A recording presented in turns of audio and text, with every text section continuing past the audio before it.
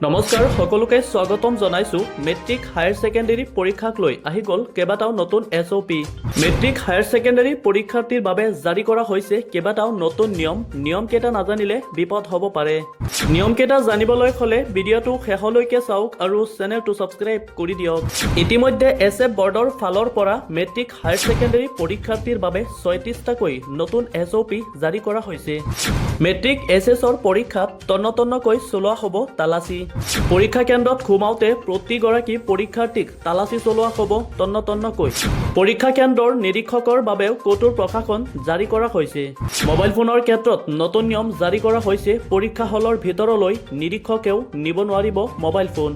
প্ৰতিটো পৰীক্ষা কোঠাতে উপলব্ধ থাকিব CCTV কেমেৰা প্ৰশ্নকাকত আৰু উত্তৰ বহি নিৰীক্ষণ কক্ষত থাকিব CCTV কেমেৰা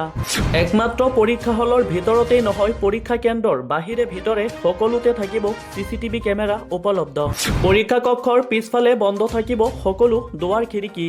কোনো পৰীক্ষা কেন্দ্ৰত পলমকৈ অনুষ্ঠিত হ'ব নোৱাৰিব পৰীক্ষা নিৰীক্ষক হিচাপে থাকিব নোৱাৰিব ব্যক্তিগত খণ্ডৰ শিক্ষক পৰীক্ষা হলৰ ভিতৰত ঘুমাওতে সকলো ছাত্ৰ ছাত্ৰীক চেকিং কৰা হ'ব সম্পূৰ্ণৰূপে আৰু শালীনতা বজাইহে ছাত্ৰীৰ চেকিং কৰিব পাৰিব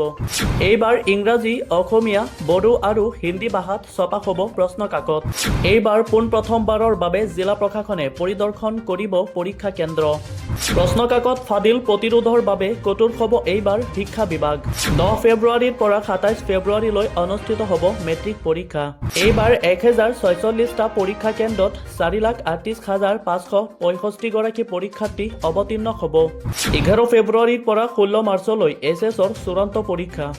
এইবাৰ 821টা কেন্দ্ৰত অৱতীৰ্ণ হ'ব 3,30,344 গৰাকী পৰীক্ষাৰ্থী